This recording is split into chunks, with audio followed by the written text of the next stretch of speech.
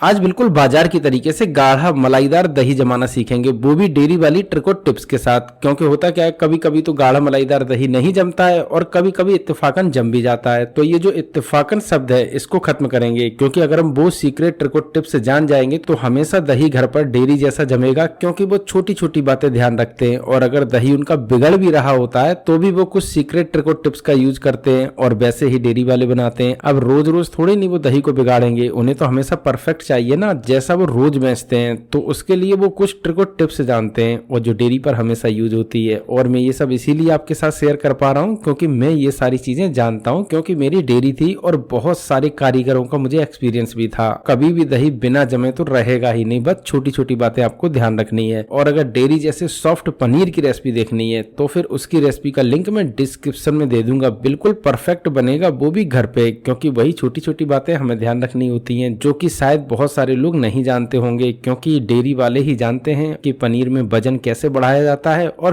कैसे पनीर को परफेक्ट बनाया जाता है। और दूध को फाड़ने में तो इतनी ट्रिक और टिप्स है कि अगर आप एक भी फॉलो नहीं कर पाएंगे तो 100% आप पनीर नहीं बना पाएंगे। तो मैंने ढेरों रेसिपी आपके साथ शेयर की हैं, जाके देखो पनीर की, चाहे वो डेयरी पे मैंने बनाते हुए दिखाया हो या फिर घर पे। फिलहाल हम गाढ़ा मलाईदार दही घर पे जमाना सीखते हैं, तो चलो जमाना से शुरू करते हैं। जब भी ट्राई करना तो अपना फीडबैक देना और रेसिपी पसंद आए तो इसे लाइक शेयर सब्सक्राइब जरूर करना। चलो तो इसे बना लेते हैं। तो इसे बनाने के लिए ले लेते हैं एक मोटे तले की कढ़ाई। आप कोई भी बर्तन लें, बस मोटे तले का होना चाहिए। और अब लेंगे यहाँ पर हम दूध फुल क्रीम वाला। मैंने यहाँ पर पैकेट वाला लिया है ताकि आपको ये ना लगे कि मैं बहुत ही ज्यादा शुद्ध दूध लाया। और अब फुल क्रीम दूध हम कढ़ाई में निकाल लेंगे। मैंने यहाँ पर लगभग 1.5 लीटर जितना दूध लिया है। अब दूध हमने निकाल लिया है तो इसे गर्म होने के लिए गैस पे चढ़ा देते हैं। और अब लेंगे इस तरीके की हम लकड़ी वाली कलछल। इससे चलाना बहुत आसान होता है क्योंकि इसका जो नीचे का हिस्सा है वो एकदम से सपाट होता है, जिससे जो हमारा दूध है वो तले में बिल्कुल भी नहीं चिपकता है। तो यही कलछल आप लें जब भी आप दूध गर्म करें। अब यहाँ पर हम गैस की फ्लेम को हाई कर देंगे और हाई फ्लेम पर इसे गर्म होने देंगे। अब दूध में अच्छा सा उबाल आ चुका है तो अब इसे मीडियम टू लो फ्लेम पर 2 से 3 मिनट और पकाएंगे ताकि जो दूध हमारा है वो सही से गर्म हो जाए। अब दूध गर्म हो चुका है तो गैस की फ्लेम को कर देंगे बंद और अब इस दूध को हम छानेंगे। जी हाँ, मैं यहाँ पर बाद में छान रहा हूँ ताकि अगर दूध तले में चिपक जाए तो उसकी जो जलावन है वो मुंह में ना आए और हमारे दूध का स्वाद बिल्कुल भी खराब ना करे। और अब लेंगे एक मट्टी का कूड़ा। ज्यादातर डेयरी वाले इसी कूड़े में जमाते हैं। इसे कूड़ा कहा जाता है, मट्टी का बर्तन भी कह सकते हैं। ये मोटे तले का होता है और इसमें जो दूध है बिल्कुल परफेक्ट जमता है। वजह उसकी ये कि मट्टी का होता है और जितना भी पानी निकलता है वो सारा सारा ही सोख कर लेता है। उससे जो दूध की क्वांटिटी है वो होती तो थोड़ी सी कम है, पर जो हमारा दही है वो एकदम से परफेक्ट जमता है बिना पानी के। तो आप इस बर्तन में जमाइएगा वो भी परफेक्ट जमेगा। खैर आप किसी भी बर्तन में जमा सकते हैं। मेरी आपने एक और दही वाली रेसिपी देखी होगी, अगर नहीं देखी है तो वो देखिएगा। उसे मैंने बिल्कुल वैसे ही जमाया है जैसे डेयरी वाले जमाते हैं। फिलहाल हम दूध को छान लेते हैं। अब हमने दूध सारा का सारा छान लिया है तो अब क्या करना है, अब दूध को हम एक ऐसी जगह रख देंगे जहाँ पंखा चल रहा हो, जिससे गैस के ऊपर बहुत ही प्यारी सी मलाई आ जाए। मैं आपको मलाई उठा के दिखा देता हूँ, ये देखिएगा। बस इसी तरीके की अगर आपको मलाई लानी हो तो इस दूध को पंखे के नीचे रखें,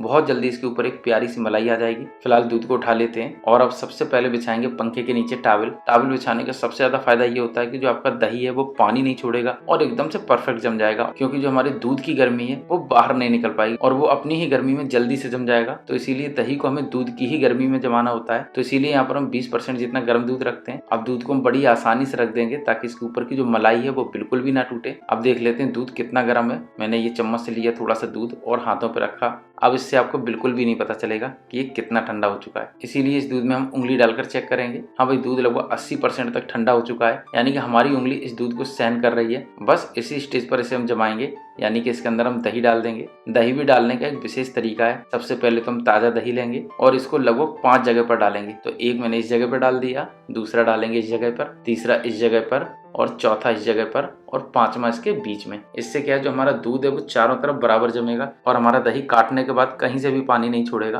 तो इस बात का आप ध्यान रखिएगा, इसे 5 जगह जरूर डालें, चारों किनारे और फिर इसके बीच में। दही बहुत ज्यादा नहीं डालें, नहीं तो ये काफी खट्टा हो जाएगा। अब दूध को हम टॉवल से ढक देते हैं। बस यहाँ पर हमें ध्यान रखना है, जो टॉवल लेनी है वो काफी मोटी लेनी है। अगर टॉवल आपकी पतली है तो इसके ढक्कन के ऊपर एक वजन रख दें ताकि जो हमारा दूध है उसकी गर्मी बिल्कुल भी बाहर ना निकल पाए। अब दूध को हम ऐसे ही छोड़ देंगे लगभग 8 से 9 घंटे। लगभग 9 घंटे हो चुके हैं। अब दूध को हम खोलकर चेक कर लेते हैं। बस इस तरीके से हम टॉवल हटा लेंगे। लीजिए भाई, दही तो हमारा जम चुका है। देखने से बिल्कुल परफेक्ट लग रहा है, लेकिन अभी से हम हिलाएंगे डुलाएंगे नहीं, क्योंकि सबसे पहले इसे हम रखेंगे फ्रिज में। और अगर इस दही को हम फ्रिज में नहीं रखेंगे तो जैसे ही इसे हम काटेंगे ये काटने के बाद पानी छोड़ देगा। तो इसीलिए आप इस बात का जरूर ध्यान रखिएगा। तो हम भी लगभग इसे 3 घंटे फ्रिज में ऐसे ही लगा देंगे। लगभग दही को ठंडा हुए 4 घंटा हो चुका है। अब मैं आपको दिखा देता हूँ कि दही के ऊपर कितनी प्यारी मलाई जमी हुई है। ये ली मैंने एक चम्मच, है ना, एकदम से प्यारी मलाई। भाई यही लस्सी के ऊपर रखी जाती है और तभी जो डेयरी वाली लस्सी है उसका स्वाद एकदम से गजब का आता है। उम्मीद है कि मेरी ये रेसिपी आपको जरूर पसंद आई होगी।